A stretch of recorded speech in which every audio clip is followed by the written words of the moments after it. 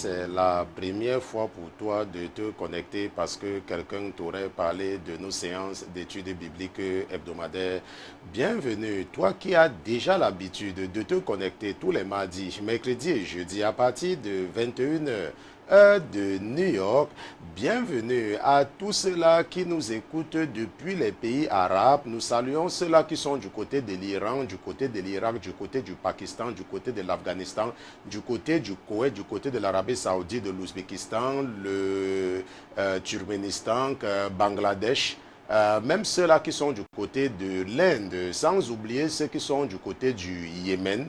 Bienvenue à ceux-là qui nous écoutent également du côté de l'Afrique, du côté des Amériques, l'Amérique du Nord, l'Amérique du Sud, le Canada, les États-Unis, la Bolivie, le Pérou, l'Argentine, le Brésil, l'Équateur. Je remercie le Seigneur pour vous, ces pères de famille, pour vous, ces mères de famille qui avaient pris la résolution d'éduquer spirituellement vos enfants par ces séances d'études bibliques hebdomadaires. Bienvenue ma soeur, bienvenue mon frère. Je remercie le Seigneur Jésus-Christ pour vos vies. La parole de Dieu nous enseigne dans l'Exode des enfants d'Israël. Dans Exode chapitre 7, verset 10, la parole de Dieu dit que Moïse et Aaron vinrent donc vers Pharaon et fit ainsi comme l'Éternel l'avait commandé. Et Aaron jeta sa verge devant Pharaon et devant ses serviteurs, et elle devint un serpent. La parole de Dieu dit que mais Pharaon appela aussi les sages, et les enchanteurs, et les magiciens d'Égypte, eux aussi la même chose par leurs enchantements. Et la parole de Dieu dit, ils jetaient dans leur verge, et elle devint des serpents, mais la verge d'Aaron engloutit la verge des marabouts ou leur verge. La parole de Dieu nous dit dans Exode chapitre 7, verset 10, que Pharaon appela ses magiciens, et eux aussi, ils firent la même chose. Je ne sais pas comment l'ennemi réussit à t'encourager à ne pas lire ta Bible, mais t'accrocher sur les miracles dans ton église. Je ne sais pas comment l'ennemi a réussi à faire de toi un prostitué d'église qui est toujours à la recherche des hommes de Dieu puissant entre guillemets.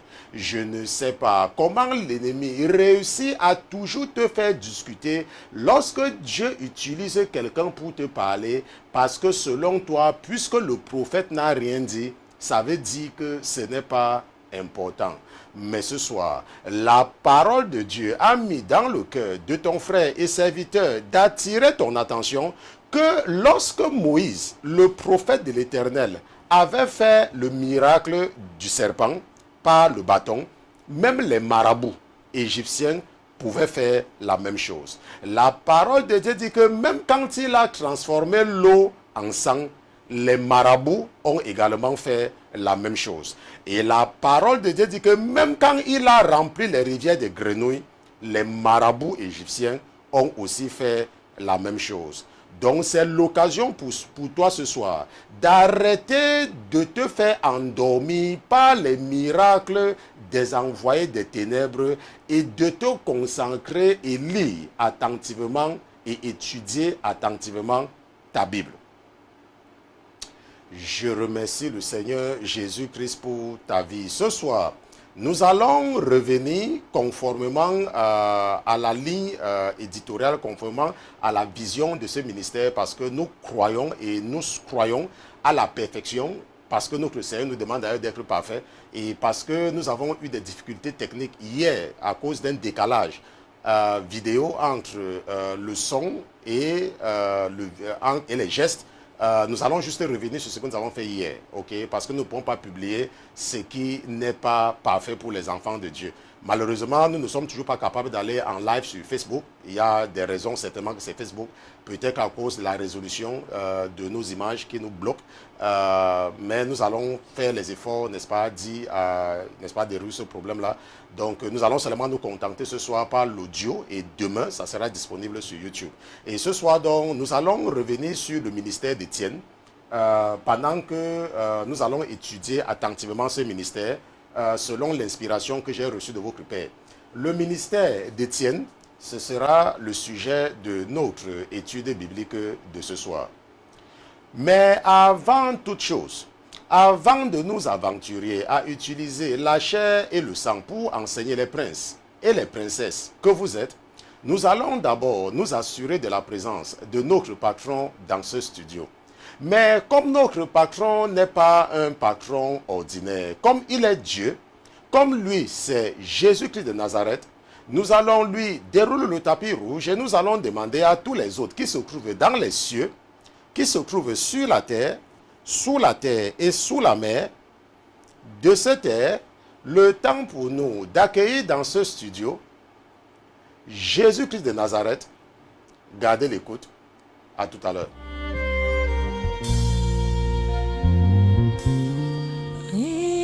Répands-moi ta vie par les eaux de ton esprit. Crée en moi un cœur nouveau, je t'en prie.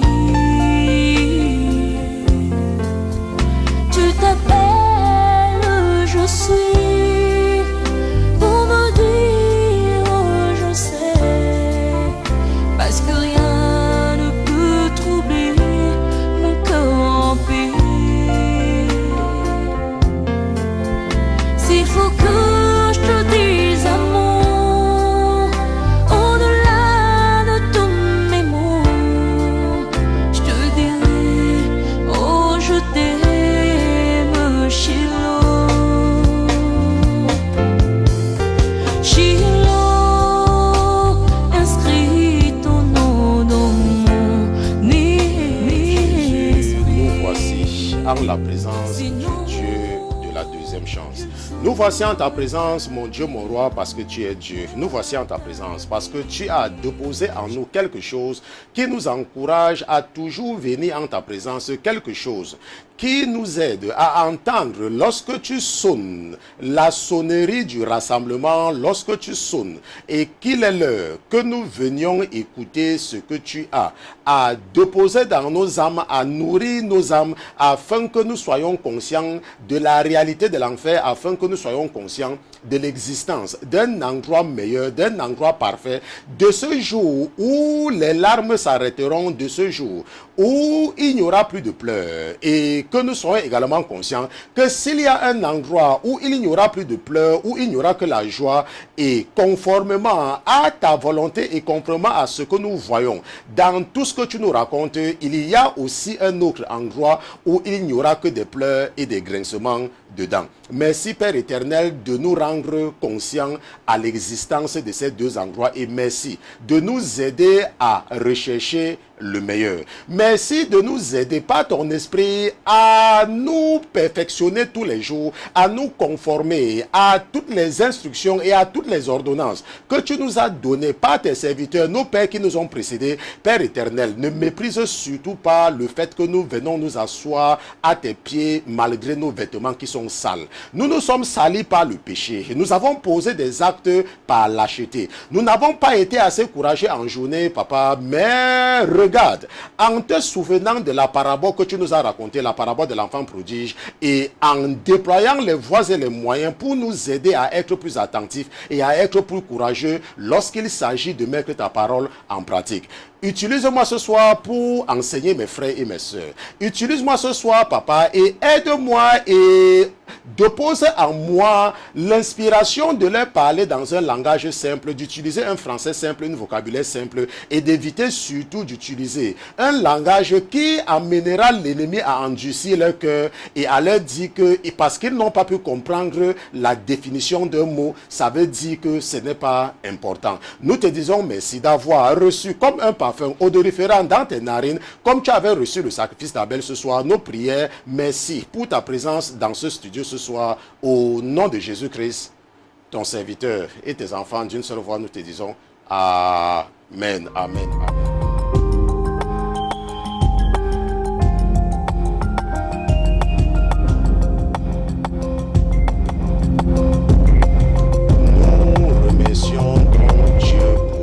Jésus-Christ, nous remercions Jésus-Christ pour sa présence dans nos vies.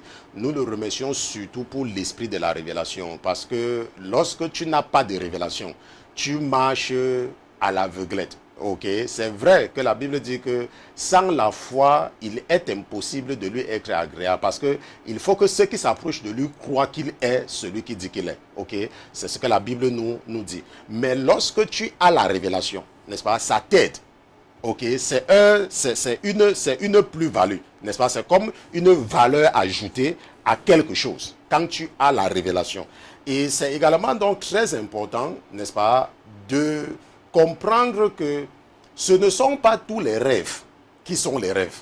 On se comprend? Ce ne sont pas tous les rêves qui sont les rêves. Regardons un peu ce que le Seigneur dit dans Jérémie chapitre 27 à partir du verset 9.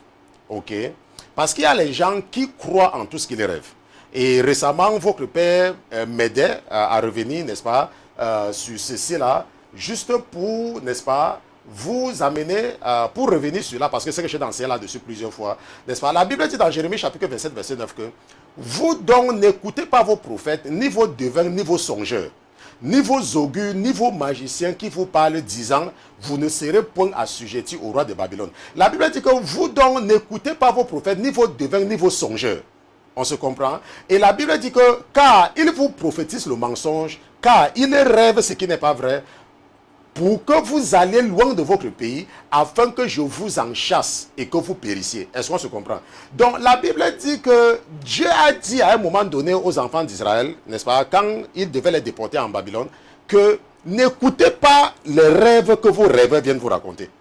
Parce que certains de ces rêves-là ne sont que le mensonge. Pourquoi? Parce que nous savons, n'est-ce pas, dans Nombre chapitre, si nous regardons dans Nombre chapitre 12, verset 5, n'est-ce pas, si nous regardons dans Nombre chapitre 12, verset 5, la Bible dit dans Nombre chapitre 12, verset 5, n'est-ce pas, que l'Éternel descendit dans la colonne de nuée et se tint à l'entrée du tabernacle, puis il appela Aaron et Marie, et ils vinrent tous deux. Et il dit, écoutez-moi, écoutez bien mes paroles. S'il y a parmi vous un prophète, moi, l'Éternel, je me fais connaître à lui en vision, je lui parlais en songe. Ok? Mais, il n'en est pas ainsi de mon serviteur Moïse qui est fidèle dans toute ma maison. Donc, lorsque Dieu veut parler à quelqu'un, il ne parle pas de vision, il ne parle pas de songe, il ne parle même pas de la réalité physique. Et il a dit par Jérémie que n'écoutez pas vos prophètes qui vous racontent des conneries. On se comprend? Ne croyez pas aux songes qu'ils font là. Est-ce qu'on se comprend? Donc, la raison, c'est qu'il y a des chrétiens qui croient en tout ce qu'ils rêvent. N'est-ce pas? Il faut comprendre que le diable peut entrer dans ton rêve pour te raconter quelque chose qui n'est pas vrai. On se comprend? Le diable peut venir entrer dans ton rêve. Par exemple, pour vous qui avez les couches de nuit, comment ça se passe? Un démon prend le visage d'une personne qui est connue et entre dans ton rêve et te rend en confiance avec cet homme ou cette femme.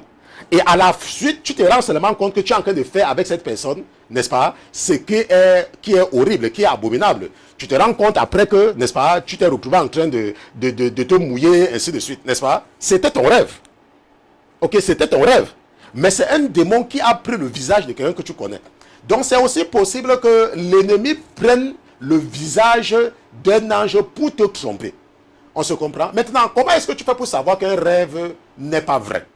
Un rêve n'est pas vrai lorsque ça ne se conforme pas à la volonté de Dieu. Par exemple, j'ai raconté à mon épouse et j'ai raconté, je vous ai même dit ça ici une fois, que le Seigneur, la dernière fois j'étais dans une période de jeûne où le Seigneur j'ai vu quelque chose par rapport à une requête que j'avais faite au Seigneur. Et quand je me suis levé le matin, j'ai dit à mon épouse que le Seigneur m'a visité cette nuit et voilà ce qu'il m'a dit.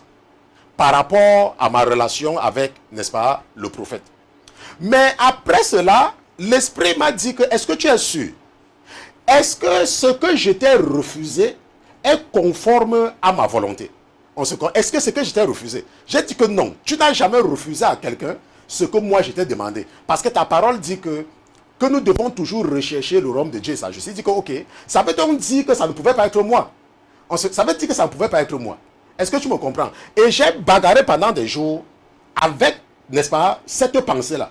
Et ce n'est qu'après qu'il me l'a compris, il a dit que non, ça ne peut pas être moi. Pourquoi? Parce que regarde toi-même que lorsque parfois quelqu'un a les couches de nuit, ce n'est pas moi qui entre dans le visage pour coucher avec la personne. Donc chaque rêve doit être conforme à la parole de Dieu. Donc si par exemple quelqu'un, un démon vient te dire quelque chose dans ton rêve, n'est-ce pas? Il faut d'abord t'assurer que ce que le démon t'a dit est conforme à quelque chose qui est écrit dans la Bible. On se comprend? Il faut toujours t'assurer. Et il ne faut pas croire à tous tes rêves. Il y a des rêves qui sont démoniaques. Il y a des rêves qui sont seulement des influences sataniques. Pour t'amener à rejeter une bénédiction qui vient. On se comprend? Donc ça, c'est très important de comprendre. Nous allons maintenant partir dans Actes chapitre 6. Nous allons lire à partir du verset 8, n'est-ce pas? Nous étudions le ministère d'Étienne, n'est-ce pas? Le ministère d'Étienne, c'est quoi? Nous allons comprendre cela dans cette série d'études bibliques. Parce que moi aussi, je ne savais pas qu'il y avait un ministère qu'on appelait le ministère d'Étienne. Jusqu'à ce que votre papa dépose dans mon esprit de vous enseigner, n'est-ce pas, le ministère d'Étienne. N'est-ce pas? Actes chapitre 6, à partir du verset 8, nous dit que, n'est-ce pas, que, or, Étienne, plein de foi et de puissance, faisait de grands prodiges et de grands miracles parmi le peuple. Mais quelques personnes de la synagogue dite des affranchis et de celles des Cyrénéens, des Alexandrins et des hommes originaires de Cilicie et d'Asie se présentèrent pour disputer contre Étienne. Et ils ne pouvaient pas résister à la sagesse et à l'esprit par lequel il parlait.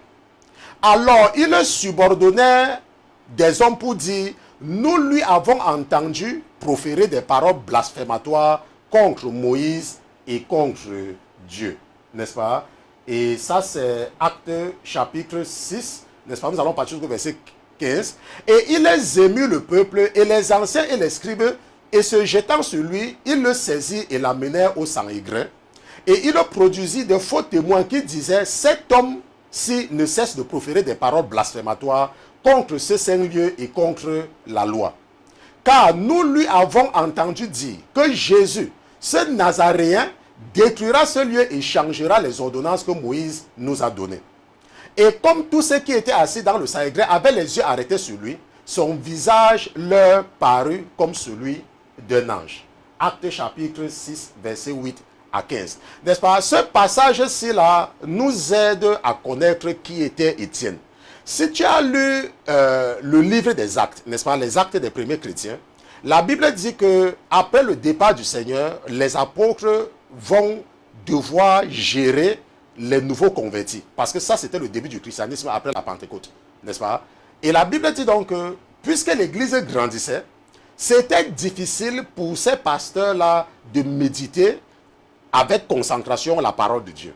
Et le Saint-Esprit leur a inspiré et ils ont dit que non, ce n'est pas bien que nous laissons, n'est-ce pas, l'étude de la parole et la prière pour nous occuper des finances de l'église ou pour nous occuper des services. Ce n'est pas, non, ce n'est pas, choisissons des gens pour le faire.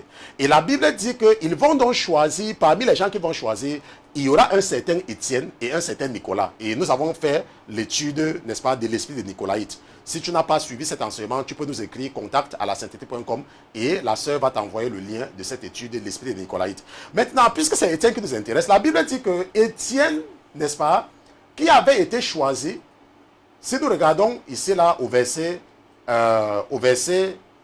6, et le verset 6 nous dit que, et il les présentait les hommes qu'ils avaient choisis aux apôtres qui en priant leur imposaient les mains.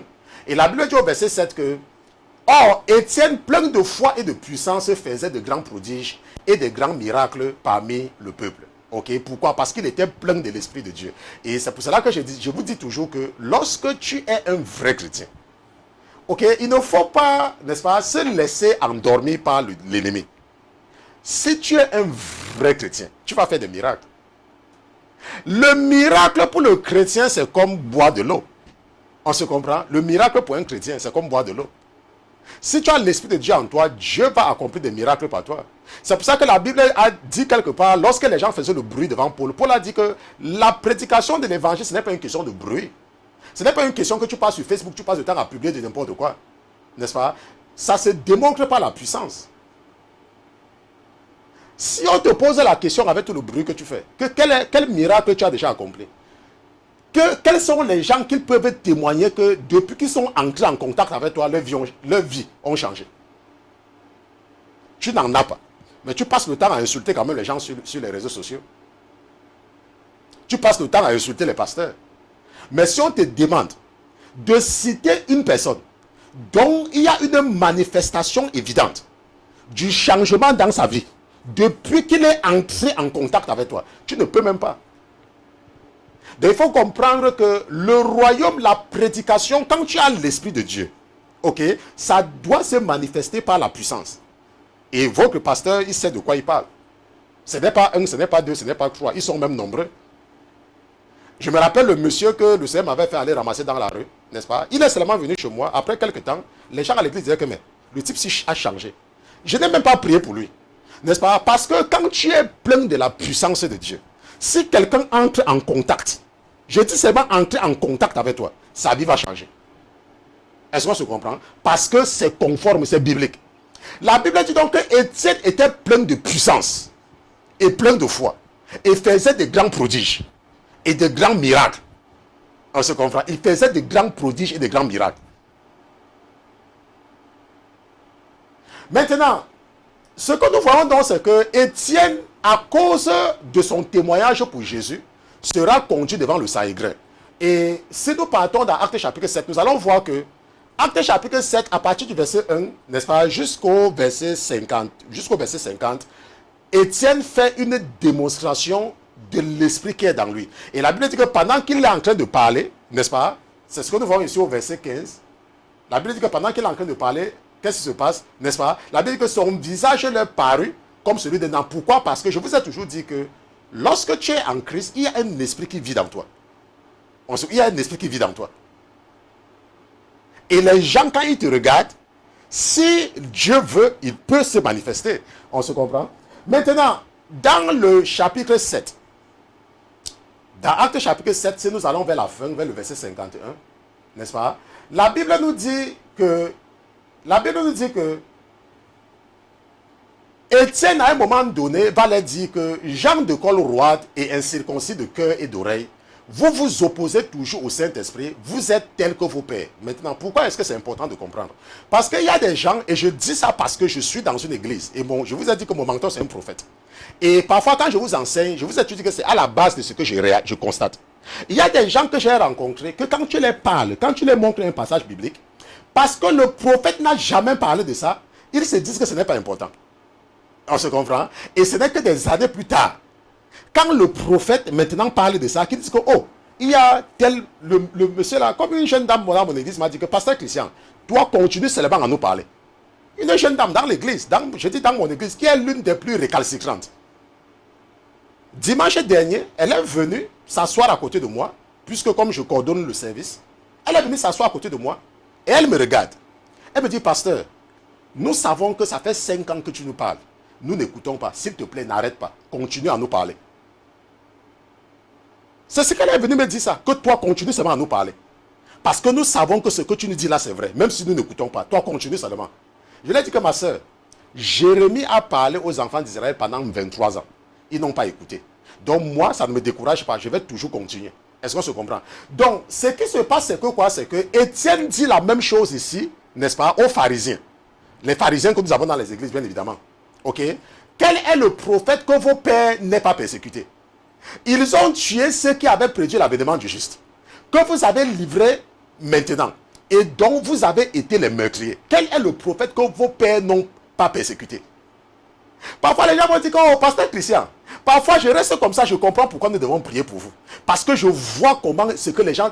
Il faut comprendre que le pasteur Christian, la Bible, je vous ai dit que la Bible, quand j'étais malade, j'ai prié au Seigneur d'écrire sa parole dans moi. Ça veut dire que d'écrire.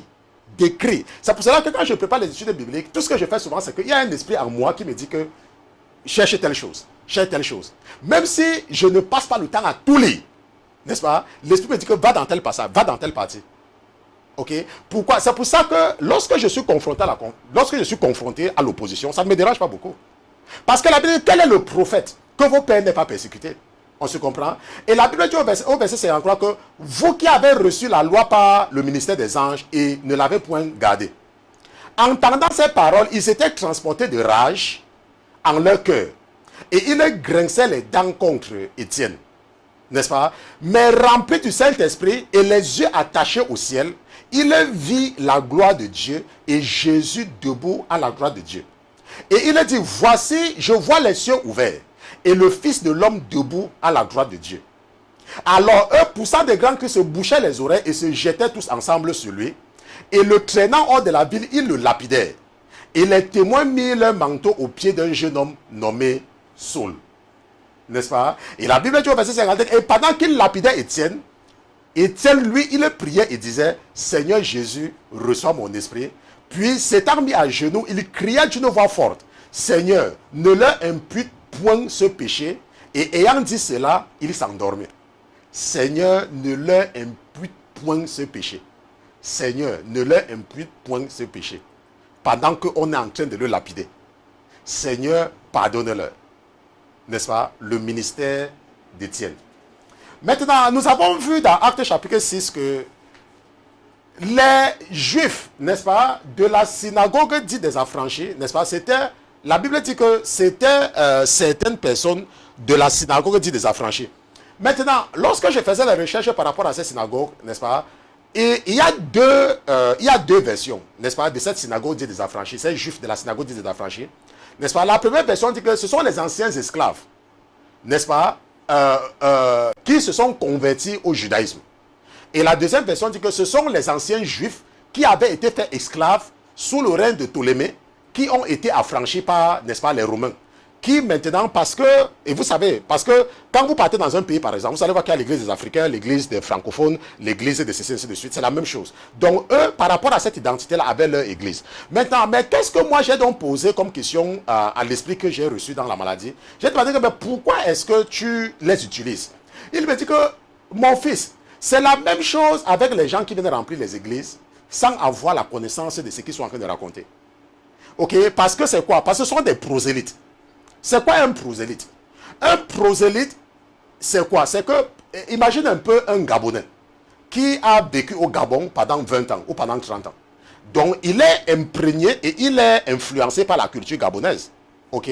Maintenant, si ce Gabonais va par exemple en Belgique et qu'il rencontre une Belge et épouse une Belge, ou elle rencontre un Belge et épouse un Belge, elle sera maintenant tout le temps avec les Belges. On se voit. Et elle va vouloir se comporter comme un Belge. Ou il va vouloir se comporter comme un Belge. Mais il sera maladroit dans son comportement. Pourquoi? Parce que ce n'est pas sa culture d'origine. Et il sera donc maladroit. N'est-ce pas? Donc pour les Belges, c'est un prosélyte. Et il aura donc tendance à amener, à influencer les Belges par la culture gabonaise. On se comprend. C'est la même chose avec les chrétiens qui sont sous le placebo du diable, qui viennent dans les églises influencer les vrais chrétiens avec la mentalité du monde. Ok? C'était le cas avec Nicolas. C'est ça qu'on appelle l'esprit des Nicolaïtes. L'esprit des Nicolaïtes. Ça veut dire quoi? Ça veut dire que tu as une façon de penser. Et la façon que tu avais l'habitude de penser avant d'accepter Jésus, tu peux venir imposer ça au pasteur. Parce que l'ennemi t'a rempli de l'esprit de Jézabel. Qui est l'esprit de la domination. On se comprend. Bon, maintenant, nous voyons donc que ces affranchis discutaient avec Étienne. Et ce que nous pouvons également retenir, c'est pour cela que lorsque Paul écrit à Timothée, et nous allons partir ensemble dans... lorsque Paul écrit à Timothée, nous allons partir dans 2 Timothée chapitre 2, verset 23. Allons un peu dans 2 Timothée chapitre 2, verset 23. N'est-ce pas? Paul dit dans 2 Timothée chapitre 2, verset 23 que... Et repousse les questions folles qui sont sans instruction, sachant qu'elles produisent des contestations. Or, il ne faut pas que le serviteur du Seigneur aime à discuter, à contester, mais qu'il doit être doux envers tous, propre à enseigner, patient. Mon esprit me dit que je veux que tu... Ok, papa, je suis obéissant. Je sais que, n'est-ce pas, Dieu ne m'a pas choisi pour rien. Il m'a choisi parce que Ce n'est que le diable qui me trompait pour le suivre, mais mon Dieu sait que je suis obéissant. Nous allons, je cherche, prenons un peu ceci là, nous allons mettre ça en grand. Malheureusement, ça sont les apocryphes. Je suis en train de chercher quelque chose qui va nous permettre de mettre ça en grand. Bon, je vais prendre celui-ci parce que nous avons déjà le contact de toutes les façons. Ok, donc nous allons prendre ceci et nous allons mettre ça là-bas, n'est-ce pas, d'où, et nous allons souligner d'où. Parce que ce qui est là, c'est qu'il y a des chrétiens qui sont tellement durs comme le caillou. Et quand on les parle, ils ne comprennent pas, mais je sais qu'ils m'écoutent. Ok? Maintenant, écoute très bien ce que la Bible dit. Ok? Et regarde très bien. La Bible dit ici dans 2 Timothée chapitre 2, verset 24, que « Or, il ne faut pas que le serviteur du Seigneur aime à contester, mais il doit être doux envers tous. » Ok? Revenons sur ceci là. Peut-être tu vas dire que le pasteur Christian va souligner ceci. Ok? Parce que je sais qu'il y en a qui ont le cœur tellement endurci par le diable que si on ne les rappelle pas ceci à chaque fois, ils vont toujours continuer à se comporter de la même façon. Mon épouse va bien montrer ça. Ok? Mais il doit, n'est-ce pas? Ici là, doit c'est quoi? C'est un ordre. C'est un ordre. Je dois. Ce n'est pas qu'il devrait, comme le conditionnel. Ça là, c'est que le serviteur doit être doux envers tous. Est-ce que tu comprends ce que ça veut dire? Est-ce que tu comprends? Attends, je veux que tu comprennes. Parce que vous êtes des centaines, on se comprend. Vous êtes maintenant, n'est-ce pas, chaque jour, vous ne faites que grandir. Il y a des moments où je passe mon temps seulement à accepter l'amitié sur Facebook. On se comprend. Il doit être doux envers tous. Ce n'est pas parce que tu crois qu'on t'a donné le message de la sanctification que tu dois être dur, que ton cœur doit être dur comme le caillou. Et que tu passes le temps à discuter avec les gens. Et tu passes le temps à t'opposer à toute personne qui n'épouse pas ton idée. Dans la violence, tu n'es même pas doux. Quand quelqu'un poste quelque chose qui ne t'arrange pas, tu commences à dire, oh, tu es un sorcier, oh, tu es corrompu, Ça, ce n'est pas la douceur. La Bible dit que tu dois être doux.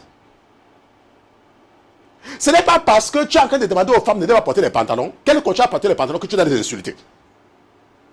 Tu dois seulement être patient. Parle seulement. Parle, il faut les exhorter. La Bible dit que tu dois être propre à enseigner, tu dois être patient, tu dois être doux. Ce n'est pas parce que tu dis aux femmes de ne pas mettre les faux cheveux et elles continuent à mettre les faux cheveux que tu dois les insulter. Tu dois être doux. Et rappelle-toi que c'est la Bible qui va te juger. On se comprend? Bon, maintenant, ce que nous voyons ici, là, c'est que la parole de Dieu nous dit que redressant avec douceur les adversaires, redressant avec douceur, attendant que Dieu leur donne la repentance et leur fasse connaître la vérité. Laisse-moi te dire, tu ne peux pas changer un être vivant. Pour ton information, il y a des gens avec qui je travaille. Les gens avec qui je travaille depuis, que ce n'est pas à cause de ce que je bavardais tous les jours qu'ils ont changé. C'est le Seigneur qui les a visités. Pour leur dire que ce que mon serviteur dit, c'est vrai. Donc ne crois pas que c'est parce que tu vas passer le temps à parler fort aux gens dans l'arrogance et dans la violence que tu ne peux pas changer un être humain. La première chose, c'est que ce n'est pas toi qui a créé la personne. Et la deuxième chose, c'est que la Bible dit que Dieu n'est pas prêt à partager sa gloire avec une personne. Donc Dieu ne va pas te donner le privilège et le luxe de transformer son être. Tout ce que tu fais, c'est que tu sèmes seulement. Et la Bible dit que tu dois le faire avec douceur et avec patience. En attendant que Dieu leur donne la repentance. Le changement vient du Saint-Esprit. Ça ne vient pas de toi. Et leur fasse connaître la vérité. Est-ce qu'on se comprend? Bon, maintenant, la Bible dit donc que quand on est un chrétien, on doit éviter les discussions. Tu as reçu un message. Moi, j'ai reçu le message de la sanctification. C'est ça que je fais depuis 2014. Ok, dans ce ministère. Mais je fais ça avant, depuis 2012. Mais le ministère a commencé en 2014. Nous sommes en 2019. On se comprend? Et de plus en plus, nous avons commencé avec 2 personnes. Nous avons reçu la première contribution 2 ans plus tard. Ok, la première contribution venant de quelqu'un qu'on ne connaît pas. En dehors des gens avec qui, n'est-ce pas, qui étaient déjà proches de moi, avec qui on a travaillé, qui soutenaient financièrement. 2 ans plus tard, nous avons commencé à avoir les premières contributions. 3 ans plus tard, nous avons commencé à recevoir, n'est-ce pas, plus de $100. $200, $500, $1000. On se comprend? Pourquoi? Parce que lorsque Dieu établit un ministère, quand c'est lui qui construit un ministère, c'est lui qui va toucher le cœur des gens pour soutenir son ministère. C'est lui qui va toucher le cœur des gens pour soutenir son ministère. Hier en studio, nous avions un problème. Et nous avons estimé qu'il fallait changer un ordinateur. Immédiatement, nous avons commandé un autre ordinateur. Pourquoi? Parce que ce sont vos contributions, c'est votre ministère. Bon, maintenant, donc, pourquoi? Parce que c'est Dieu. Pourquoi je dis? Parce que c'est Dieu qui est responsable. Je n'ai pas appelé quelqu'un parmi vous tous, n'est-ce pas? Pour dire que, oh, Dieu a dit qu'envoie l'argent. Non, c'est vous qui restez. Vous dites que, oh Seigneur, vous dites que, oh, pasteur Christian, je veux contribuer au ministère. Pourquoi? Parce que c'est le Saint-Esprit qui touche ton cœur. Et c'est la même chose lorsque tu fais le travail de Dieu. Il ne faut pas être violent. Il ne faut pas être... Il faut être doux. Même lorsque tu vois une femme qui met les rouges à lèvres, les faux cheveux et tout, il faut savoir, Paul a dit que avec les juifs, je me suis fait juif, avec les grecs, je me suis fait grec, avec les gentils, je me suis fait les gentils. On se comprend? Il faut savoir, moi, il y a des gens qui étaient vraiment, même jusqu'à présent, j'ai toujours des gens comme ça que j'exhorte, n'est-ce pas? Qui au départ n'accordaient aucune importance au message de la sanctification, mais pas ma douceur. Par le fait que quand je les appelle, n'est-ce pas? Quand je les appelle, elles sont tellement à l'aise qu'elles ne veulent même pas déposer le téléphone. C'est pour ça que je n'appelle pas les gens. Parce que presque tout, quand j'appelle quelqu'un, la personne va raccrocher. On se comprend? Et ces personnes-là, je vois le changement. Et ça, c'est avec la douceur. Pourquoi? Parce que c'est Dieu qui va toucher le cœur de la personne au moment venu. Est-ce qu'on se comprend? Donc maintenant, ce que nous voyons, c'est qu'il faut éviter la discussion. Et la Bible a dit également dans Romains chapitre 14, verset 1, et je pense que c'est l'un des versets que je lis beaucoup, ici, là, Romains chapitre 14, verset 1, que quant à celui qui est faible dans la foi, accueille-le avec bonté, sans discussion d'opinion, n'est-ce pas? Accueille-le avec bonté. Donc, quand tu vois une personne qui vit dans le péché, n'est-ce pas? Il ne faut pas être dur avec la personne. En fait, c'est pour cela que, je ne sais pas pourquoi mon esprit m'arrête depuis là, nous devons continuer sur Étienne. Hein. Ça doit certainement s'adresser à quelqu'un, ok? Il ne faut pas être dur. On se voit? Tu ne peux pas forcer quelqu'un à changer. Ce qui va amener quelqu'un à changer, c'est le comportement, c'est ton attitude envers la personne. C'est ton attitude de douceur. C'est la façon que tu es bon avec la personne qui va amener la personne à savoir qu'il y a un Dieu qui est dans toi. Moi, je connais quelqu'un qui est dans l'église depuis des années. Il était même un ancien d'église, mais il ne lisait jamais la Bible. Jusqu'à ce que le Seigneur le mette sur mon chemin. Et par rapport à la façon que je fais avec lui, il a commencé à lire la Bible jusqu'à prendre la Bible de mon fils. Je vous dis, il était un ancien d'église. Et mes enfants, vous savez que mes enfants, moi, je leur commandé les Bibles personnalisées. Donc, le gens qui a leur nom sur ça, sur la couverture. Il a même pris la Bible de mon fils. Mais comme c'est la Bible, on ne refuse la Bible, je lui ai donné. Et j'ai acheté une tablette électronique à mon fils pour compenser sa Bible qu'on a pris. On se comprend? Mais c'est quelqu'un qui était ancien d'une église. Pas une petite église, une grande église, mais il ne lisait pas la Bible. Mais pourquoi est-ce qu'il a commencé à lire la Bible quand il est venu au contact du pasteur Christian? C'est parce que tu le traites avec douceur. Ce n'est pas parce que je lui ai dit que prends la Bible et tu lis. Non, ce n'est pas comme ça que ça marche. C'est avec la douceur. Bon, maintenant, ce que nous sommes en train d'étudier, c'est le ministère d'Étienne. Et tout cela rentre dans le cadre du ministère d'Étienne. Et il y a ce qu'on appelle un niveau ultime de la foi. Et c'est ça que Étienne nous démontre ici, là, dans Actes chapitre 8, verset 59. Parce que lorsque nous regardons Actes chapitre 8, verset 59, ok, regardons un peu encore ça très bien. N'est-ce pas? Actes chapitre 8. Allons un peu au verset 59. N'est-ce pas? La Bible dit... Non, ce n'est pas chapitre 8, c'est chapitre 7. Tout le temps, je fais la même erreur. Actes chapitre 7, verset 59. La Bible dit que... Et pendant qu'il lapidait Étienne, il priait et disait, Seigneur, reçois mon esprit. Puis, s'étant mis à genoux, il cria d'une voix forte, Seigneur, ne leur impute point ce péché. Et ayant dit cela, il s'endormit. Seigneur, pardonne-leur. N'est-ce pas? Ça, c'est ce qu'on appelle le niveau ultime de la foi. Maintenant, Étienne ici, là, est en train d'être lynché. On est en train de le lapider. On est en train de l'insulter. On est en train de le tabasser. N'est-ce pas? Mais, en tant que vrai chrétien, il trouve le moyen de pardonner ceux qui sont en train de l'insulter. Et il trouve le moyen de prier pour eux. Ça, c'est le ministère d'Étienne. Nous pouvons comparer le cas d'Étienne avec le cas de Moïse, n'est-ce pas? Si nous partons dans Deutéronome chapitre 9, verset 12, et nous allons partir ensemble là-bas, Deutéronome chapitre 9, verset 12, nous allons voir quelque chose dans Deutéronome chapitre 9, verset 12. N'est-ce pas? La Bible dit que, puis l'Éternel me dit, lève-toi, hâte-toi de descendre d'ici, car ton peuple que tu as fait sortir d'Égypte s'est corrompu. Ils se sont bientôt détournés de la voie que je leur avais prescrite, et ils se sont fait une image de fonte. L'Éternel me parla aussi en disant, j'ai regardé ce peuple et voici, c'est un peuple au cou roide. Laisse-moi et je les détruirai, et j'effacerai leur nom de dessous les cieux, mais je te ferai devenir une nation plus puissante et plus grande que celle-ci. Je retournai donc et je descendis de la montagne. Or, la montagne était tout en feu, ayant les deux tables de l'alliance dans mes mains. Alors, je regardais et voici, vous aviez péché contre l'Éternel, votre Dieu. Vous vous étiez fait un veau de fonte. Vous vous étiez bientôt détourné de la voie que l'Éternel vous avait prescrite. Alors, j'ai saisi les deux tables et je les jetai de mes mains et je les rompis devant vos yeux. Puis, je me prosternai devant l'Éternel comme auparavant, 40 jours et 40 nuits, sans manger de pain ni boire d'eau, à cause de tout le péché que vous aviez commis, en faisant ce qui est mal aux yeux de l'Éternel pour l'irriter.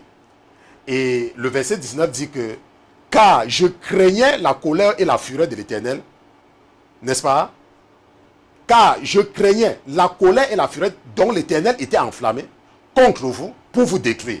Et l'Éternel m'exauça encore cette fois-ci. Et l'Éternel m'exauça encore cette fois-ci. Qu'est-ce que nous voyons ici là? Nous voyons que lorsque Dieu va demander à Moïse de réunir les enfants d'Israël au pied du mont Sinaï, il va leur donner les 10 commandements. Parmi ces commandements, n'est-ce pas, que l'hérésie du catholicisme romain a enlevé, n'est-ce pas, l'adoration des statues.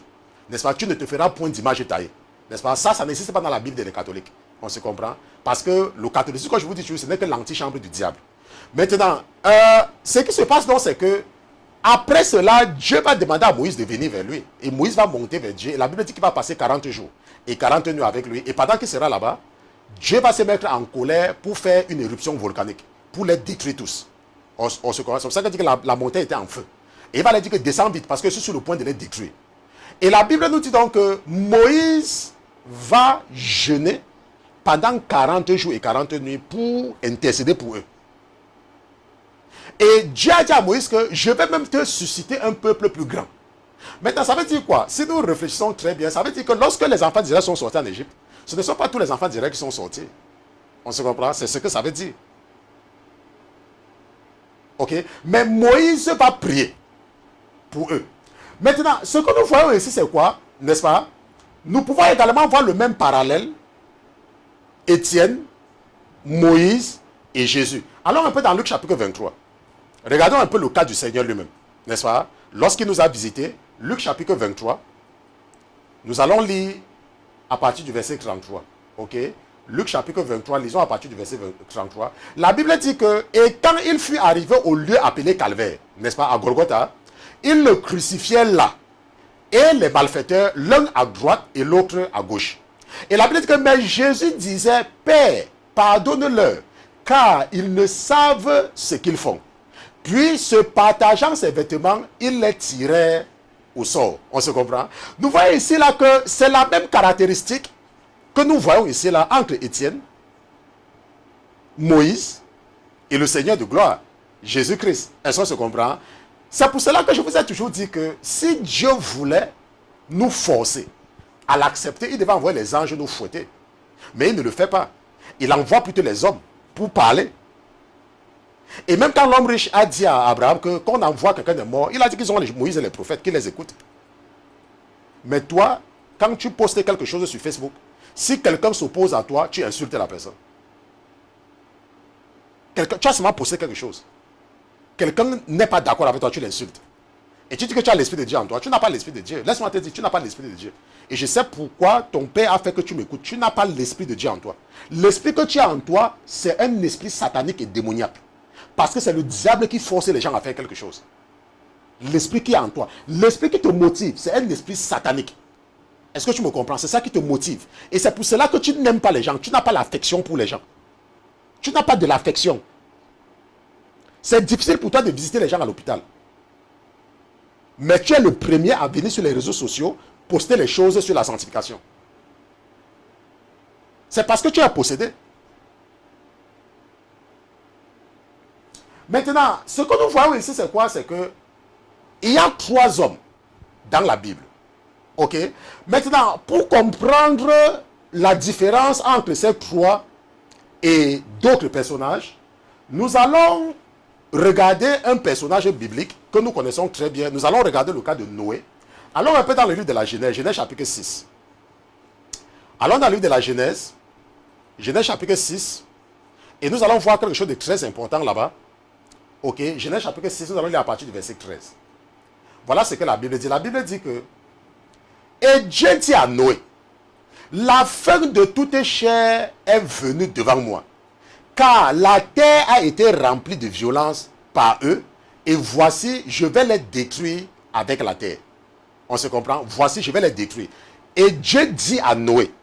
Maintenant, quelle est la différence entre ce que Dieu dit à Noé ici et ce que Dieu va dire à Moïse par la suite?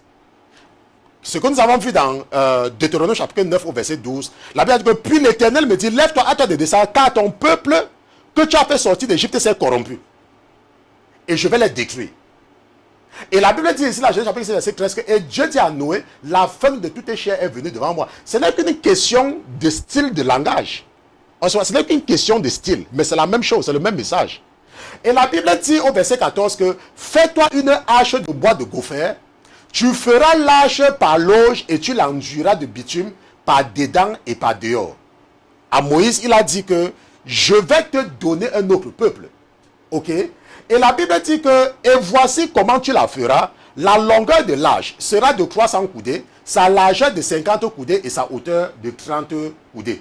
Ok? Nous allons partir au verset 14. Nous sommes au verset 14. Nous allons partir au verset 17. On n'est pas là pour lire la description de l'âge, n'est-ce pas? Et moi, voici, je vais amener le déluge d'eau sur la terre pour détruire toute chair qui a souffle de vie, de dessus les cieux. Tout ce qui est sur la terre expirera. Votre papa me demande de rentrer sur quelque chose, que je n'ai pas dit quelque chose. Et c'est là-bas que nous allons rentrer.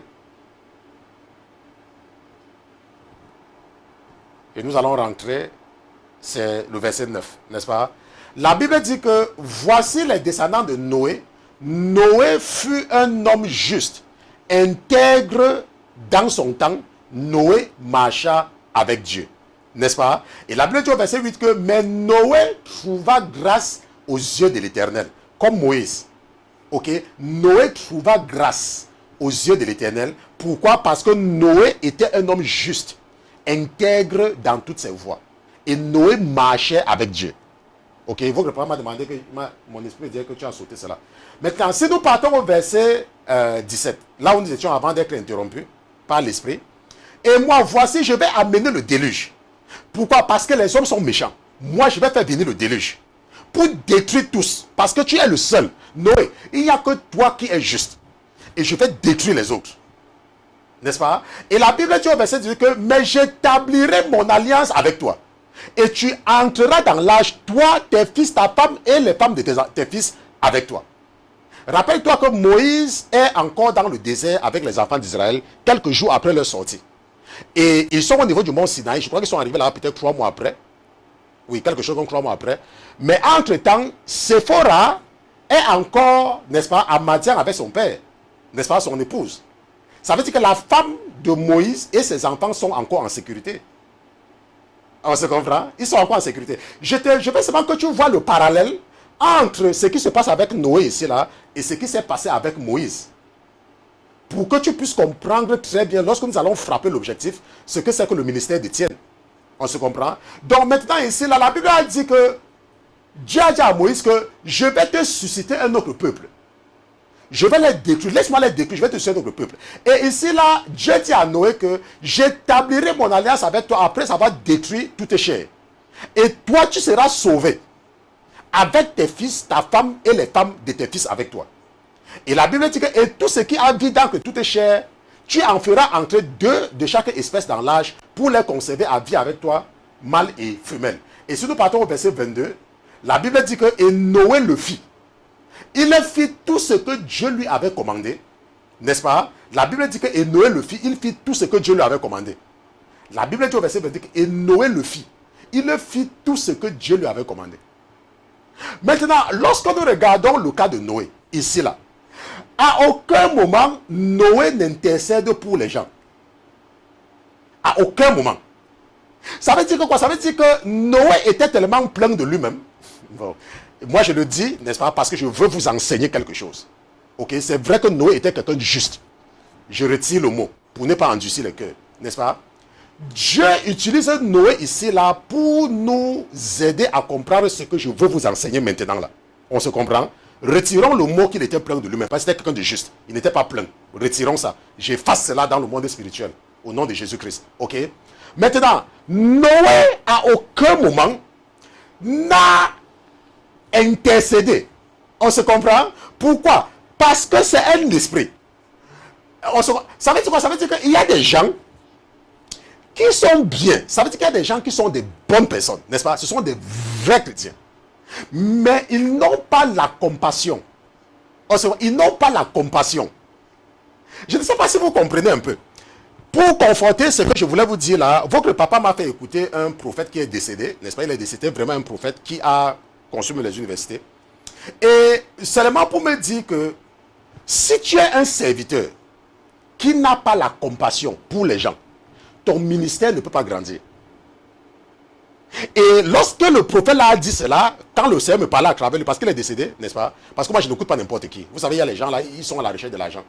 N'est-ce pas? Il dit que si tu as un ministère et que tu es un pasteur et tu n'as pas la compassion, ça veut dire quoi? Ça veut dire que quand quelqu'un t'appelle et que la personne a des problèmes, tu ne regardes pas le péché de la personne, mais tu regardes l'intercession. Si tu n'as pas ce cœur-là, ton ministère ne peut pas grandir. Et quand il a parlé, j'ai écouté, il a dit que, oh, je comprends. Parce que nous avons commencé avec 50 personnes sur YouTube. Après, c'était 100. Après, c'était... Je crois qu'ils sont combien maintenant? Peut-être 2000, peut-être 2400. N'est-ce pas? Ça va seulement en montant. Parce que nous sommes sur plusieurs réseaux à la fois. N'est-ce pas? Sur notre site internet, sur Facebook, partout. Il y a des endroits où nous sommes 3000, ici, partout, ainsi de suite. N'est-ce pas? Pourquoi? Parce que lorsque quelqu'un t'écoute en tant qu'homme de Dieu, la personne doit pouvoir ressentir l'affection. La personne doit pouvoir ressentir que tu as un esprit de compassion et que tu te soucies. Mais si tu es dur, les gens ne peuvent pas venir vers toi. Laisse-moi te dire, même si tu prends un enfant, prends même un enfant. Quand tu es trop dur avec un enfant, l'enfant ne vient pas à côté de toi. Est-ce que tu me comprends? C'est Dieu qui utilise ça pour nous raconter quelque chose. Quand tu es trop dur avec les enfants, quand tu es quelqu'un qui est bon, l'enfant a fait caca, c'est vrai, tu dis qu'il ne fait plus caca, tu le tapes, mais tu le nettoies. L'enfant va toujours venir vers toi. Parce que c'est Dieu qui nous raconte une histoire. On se comprend? L'enfant va toujours venir. Mais si tu as le genre de personne qui est toujours dur avec l'enfant va te fuir. Et c'est la même chose avec les chrétiens. Qui viennent en Christ, ils ne connaissent pas encore la parole de Dieu. Tu les parles avec arrogance, tu les parles de façon qu'ils ne sentent pas l'affection dans toi. Personne ne va s'intéresser à ton ministère. Et tu seras toujours un pasteur avec 10 personnes qui te suivent. Et tu ne pourras jamais atteindre les millions dans ton compte. Parce que le Saint-Esprit ne va jamais toucher leur cœur pour qu'ils ne contribuent à ton ministère. On se comprend? Le Saint-Esprit va toucher leur cœur pour qu'ils contribuent à ton ministère. Nous, en quelques années, nous avons atteint des milliers de dollars dans notre compte. Je dis ce ministère, même comme nous sommes ici là, à la sainteté. Et nous aidons d'autres ministères. Pourquoi? Parce que c'est Dieu qui touche vos cœurs. Que non, il faut aider. Il faut que ces ministères grandissent. Il y a des gens qui envoient leurs dîmes de façon systématique à ces ministères. Pourquoi? Parce que ce n'est que par la compassion que tu peux attirer les gens vers toi. Et c'est un esprit. C'est un esprit qui est propre au Seigneur de gloire lui-même. Regardons le cas de la femme adultère. Lorsqu'on avait accusé cette femme et on l'avait amenée devant Jésus, Jésus ne l'avait pas condamnée. Il avait montré de la compassion. Et a seulement dit que pas, mais ne pêche plus.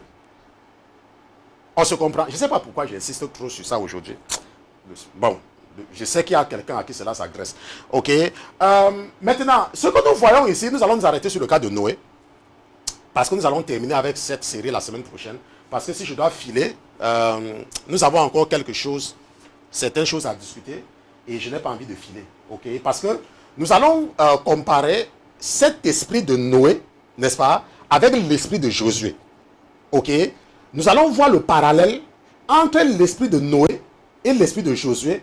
Et nous allons donc voir qu'il y a un parallèle, n'est-ce pas, dans les deux personnages. Comparativement, ok, comparativement à l'esprit, n'est-ce pas, qui est dans Étienne et dans Moïse. Comparativement.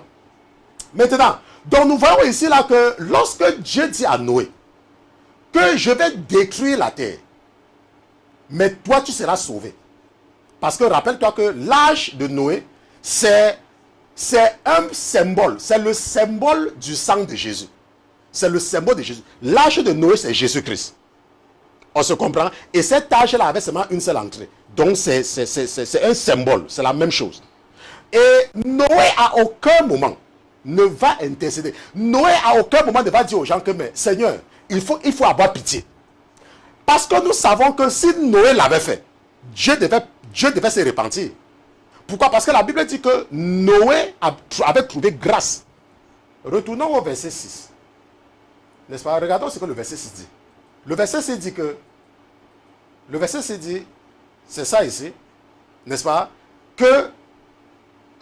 et l'homme repentit. Le verset 8. Oui, le verset 8 dit que... Mais Noé trouva grâce aux yeux de l'Éternel. Ça veut dire quoi? Ça veut dire que Noé était quelqu'un qui était capable de prier à Dieu et Dieu devait se repentir, mais il ne l'a pas fait. Pourquoi? Parce que Dieu voulait nous raconter quelque chose. Qu'il y a des chrétiens qui croient que quand Jésus va revenir, ils seront les seuls à aller au paradis. Quand ils partent à l'église, ils ne saluent pas les gens. Quand ils partent à l'église, ils voient une femme qui a porté les pantalons. Ils disent que celle-là vit dans le péché. Même quand son enfant veut saluer la femme là, non, ça ne la salue pas, elle n'est pas bien. Ça veut dire quoi? Ça veut dire que les gens qui s'auto-justifient. Ça veut dire que moi, je suis papa avec mes enfants. Je ne veux pas que mes enfants aient les contacts avec les gens. On se comprend? Il y a les gens comme ça. Je suis la seule personne dans l'église. Tout le monde vit dans le péché. Moi, machin. Il y a une de vos sœurs que j'aime vraiment, n'est-ce pas? Dont j'apprécie vraiment les efforts parce que, même pas moi seul, quand le seul a noté, le seul a même bien noté plus que moi, n'est-ce pas? Et elle avait des difficultés pour comprendre sa mission. Pourquoi? Parce que le Seigneur l'a envoyé dans une congrégation où les gens marchent à l'aveuglette, mais les gens qui aiment Dieu. Et à chaque fois, donc, elle passait le temps à me demander, mais pasteur Christian, pasteur Christian, pasteur Christian, pasteur Christian. Je lui ai dit un jour que ma soeur, si tu regardes très bien cette église, ce sont des gens qui ont de très bons cœurs, mais ils ne connaissent pas le Dieu qu'ils sont en train de servir. Et Dieu t'a envoyé dans cette église pour être la lumière, pour les amener à la repentance. C'est pour cela que tu es parti là-bas. Et ce n'est pas en les rejetant que tu vas les amener à changer. C'est en continuant à vivre cette vie de sanctification et en attirant l'attention de ton pasteur, du pasteur de cette église, sur des choses qui sont écrites dans la Bible, mais qu'il ne fait pas. Et tu le fais avec douceur. Tu ne dis pas que, oh, j'ai mon pasteur qui dit que non. Tu trouves ce même moyen sage. On se comprend? Donc c'est très important de comprendre que lorsque Dieu veut sauver les gens, il va toujours choisir une personne qui a trouvé grâce devant lui. Et tu dois être capable d'intercéder. Tu dois être capable d'intercéder. Tu ne dois pas te comporter comme Noé. Et la Bible dit que parce que Noé n'avait rien dit. Parce que la Bible dit au verset, je crois que c'était le dernier verset, n'est-ce pas? Que Noé, n'est-ce pas, fit ce que Dieu lui avait commandé. Il n'a même pas cherché à prier que, oh mon Dieu, pardonne, ils ne savent pas, non. C'est comme il y a les chrétiens qui ne prient jamais pour les gens. Ils prient seulement pour eux-mêmes et pour leurs enfants. Oh Seigneur Jésus, il vient devant toi aujourd'hui. Je te demande pardon pour mes péchés. Papa, pardonne mon enfant. Certainement qu'il est parti avec elle a péché. Pardonne mon mari. Mon mari m'a pas parlé. Pardonne-lui. Oh papa, pardonne machin. Tu ne pries même jamais pour le pasteur Christian. Mais pourtant, c'est le pasteur Christian qui t'enseigne. Tu ne peux pas prendre 5 minutes par jour pour intercéder pour ton pasteur. Pour intercéder pour ton ministère. Tu ne peux pas prier pour l'église où tu vas, ton église locale. Tu penses seulement à toi, à ta femme, ou à ton mari, à tes enfants, à ta mère, à ton père, à tes cousins. Voilà tout, voilà ta prière. Ok. Donc, nous allons nous arrêter ici parce que nous allons continuer avec ça pour la deuxième partie. Si c'était la première fois pour toi de te connecter, nous sommes la Sainteté FM, la Sainteté Télévision. Nous sommes un ministère d'enseignement et d'édification. Nous ne sommes pas un ministère évangélique. Notre mission, c'est de nous adresser à ceux-là qui ont déjà une certaine marche avec Jésus-Christ, mais qui sont encore victimes de la ruse du diable. Si tu nous écoutais pour la première fois, nous nous retrouvons 3 fois par semaine, mardi, mercredi, jeudi, à partir de 21h de New York. Et si tu as suivi quelque chose et que tu as des questions, mon épouse va mettre le contact, n'est-ce pas? Tu peux nous écrire à pasteurchristian@lasainteté.com. Ça va venir directement à moi et personne n'a accès à cette adresse email-là. Je suis le seul. Si je meurs, tout ce que vous m'avez écrit va partir avec moi. Ou alors, tu peux, si tu as une question d'ordre général, peut-être que j'ai parlé de l'esprit de Nicolaïte. Tu veux savoir dans quelle étude biblique j'ai enseigné par rapport à cela?